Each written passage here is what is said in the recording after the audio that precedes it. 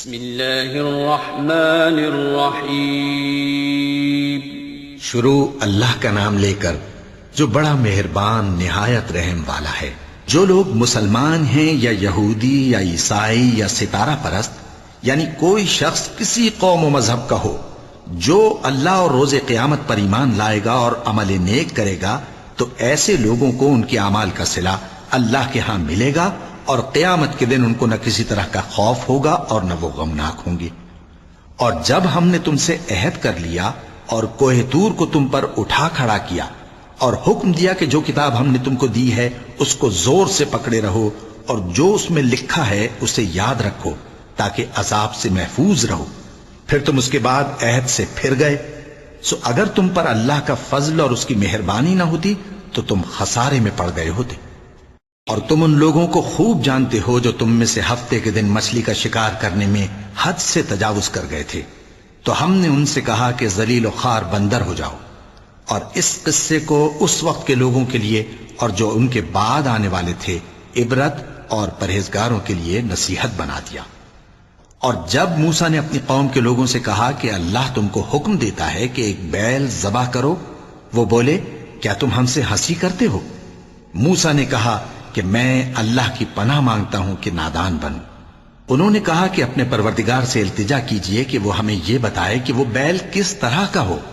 موسیٰ نے کہا پروردگار فرماتا ہے کہ وہ بیل نہ تو بوڑھا ہو اور نہ بچڑا بلکہ ان کے درمیان یعنی جوان ہو،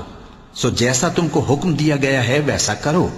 انہوں نے کہا اپنے پروردگار سے درخواست کیجئے کہ ہم کو یہ بھی بتا دے کہ اس کا رنگ کیسا ہو۔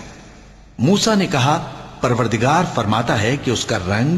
گہرا زرد ہو کہ دیکھنے والوں کے دل کو خوش کر دیتا ہو۔ انہوں نے کہا اب کے پروردگار سے پھر درخواست کیجئے کہ ہم کو بتا دے کہ وہ اور کس کس طرح کا ہو، کیونکہ بہت سے بیل ہمیں ایک دوسرے کے مشابہ معلوم ہوتے ہیں، اور اللہ نے چاہا تو ہمیں ٹھیک بات معلوم ہو جائے گی۔ موسیٰ نے کہا کہ اللہ فرماتا ہے کہ وہ بیل کام میں لگا ہوا نہ ہو، نہ تو زمین جوتتا ہو اور نہ کھیتی کو پانی دیتا ہو، بے عیب ہو، اس میں کسی طرح کا داغ نہ ہو۔ کہنے لگے اب تم نے سب باتیں درست بتا دیں۔ غرض بڑی مشکل سے انہوں نے اس بیل کو ذبح کیا، جبکہ وہ ایسا کرنے والے لگتے نہ تھے۔ اور جب تم نے ایک شخص کو قتل کیا تو اس میں باہم جھگڑنے لگے، حالانکہ جو بات تم چھپا رہے تھے اللہ اس کو ظاہر کرنے والا تھا۔ چنانچہ ہم نے کہا کہ اس بیل کا کوئی سا ٹکڑا مقتول کو مارو، اس طرح اللہ مردوں کو زندہ کرتا ہے اور تم کو اپنی قدرت کی نشانیاں دکھاتا ہے تاکہ تم سمجھو۔ پھر اس کے بعد تمہارے دل سخت ہو گئے گویا وہ پتھر ہیں یا ان سے بھی زیادہ سخت، اور پتھر تو بعضے ایسے ہوتے ہیں کہ ان میں سے چشمے پھوٹ نکلتے ہیں، اور بعضے ایسے ہوتے ہیں کہ پھٹ جاتے ہیں اور ان میں سے پانی نکلنے لگتا ہے، اور بعضے ایسے ہوتے ہیں کہ اللہ کے خوف سے گر پڑتے ہیں،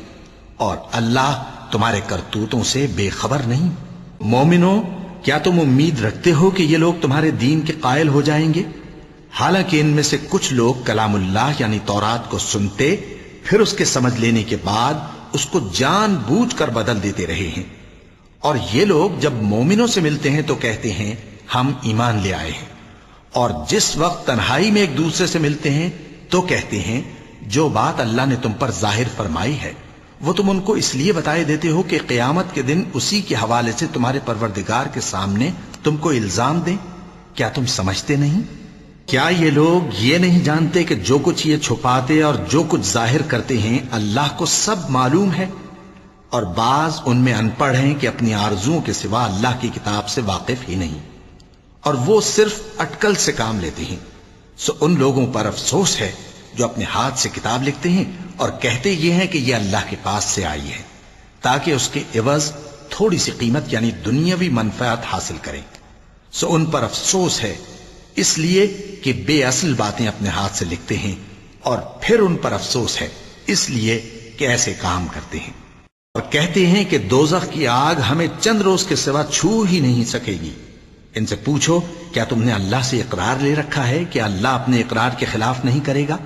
یا تم اللہ کے بارے میں ایسی باتیں کہتے ہو جن کا تمہیں مطلق علم نہیں؟ ہاں کیوں نہیں، جو برے کام کرے اور اس کے گناہ ہر طرف سے اس کو گھیر لیں تو ایسے لوگ دوزخ میں جانے والے ہیں، اور وہ ہمیشہ اس میں جلتے رہیں گے، اور جو ایمان لائیں اور نیک کام کریں وہ جنت کے مالک ہوں گے اور ہمیشہ اس میں عیش کرتے رہیں گے۔ اور جب ہم نے بنی اسرائیل سے عہد لیا کہ اللہ کے سوا کسی کی عبادت نہ کرنا، اور ماں باپ اور رشتہ داروں اور یتیموں اور محتاجوں کے ساتھ بھلائی کرتے رہنا، اور لوگوں سے اچھی باتیں کہنا، اور نماز پڑھتے اور زکوٰۃ دیتے رہنا، تو چند آدمیوں کے سوا تم سب اس عہد سے منہ پھیر کر پلٹ گئے۔ اور جب ہم نے تم سے عہد لیا کہ آپس میں کچھ تو خون نہ کرنا اور اپنوں کو ان کے وطن سے نہ نکالنا، تو تم نے اقرار کر لیا اور تم اس بات کو مانتے بھی ہو۔ پھر تم وہی ہو کہ اپنوں کو قتل بھی کر دیتے ہو اور اپنے میں سے بعض لوگوں پر گناہ اور ظلم سے چڑھائی کر کے انہیں وطن سے نکال بھی دیتے ہو، اور اگر وہ تمہارے پاس قید ہو کر آئیں تو بدلہ دے کر ان کو چھڑا بھی لیتے ہو، حالانکہ ان کا نکال دینا ہی تم پر حرام تھا۔ یہ کیا بات ہے کہ تم کتاب اللہ کے بعض احکام کو تو مانتے ہو اور بعض سے انکار کیے دیتے ہو؟ تو جو تم میں سے ایسی حرکت کریں ان کی سزا اس کے سوا اور کیا ہو سکتی ہے کہ دنیا کی زندگی میں تو رسوائی ہو اور قیامت کے دن سخت سے سخت عذاب میں ڈال دیے جائیں۔ اور جو کام تم کرتے ہو اللہ ان سے غافل نہیں۔ یہ وہ لوگ ہیں جنہوں نے آخرت کے بدلے دنیا کی زندگی خریدی، سو نہ تو ان سے عذاب ہی ہلکا کیا جائے گا اور نہ ان کو اور طرح کی مدد ملے گی۔ اور ہم نے موسیٰ کو کتاب عنایت کی اور ان کے پیچھے یکے بعد دیگرے پیغمبر بھیجتے رہے، اور عیسیٰ ابن مریم کو کھلے نشانات بخشے اور روح القدس یعنی جبرائیل سے ان کو مدد دی۔ تو کیا ایسا ہے کہ جب کوئی پیغمبر تمہارے پاس ایسی باتیں لے کر آئے جن کو تمہارا جی نہیں چاہتا تھا تو تم سرکش ہو جاتے رہے، اور ایک گروہ انبیاء کو تو جھٹلاتے رہے اور ایک گروہ کو قتل کرتے رہے، اور کہتے ہیں ہمارے دلوں پر پردے ہیں؟ نہیں، بلکہ اللہ نے ان کے کفر کے سبب ان پر لعنت کر رکھی ہے، بس یہ تھوڑے ہی پر ایمان لاتے ہیں۔ اور جب اللہ کے ہاں سے ان کے پاس کتاب آئی جو ان کی آسمانی کتاب کی بھی تصدیق کرتی ہے، اور وہ پہلے ہمیشہ کافروں پر فتح مانگا کرتے تھے، پھر جس چیز کو وہ خوب پہچانتے تھے جب ان کے پاس آ پہنچی تو اس سے منکر ہو گئے، بس کافروں پر اللہ کی لعنت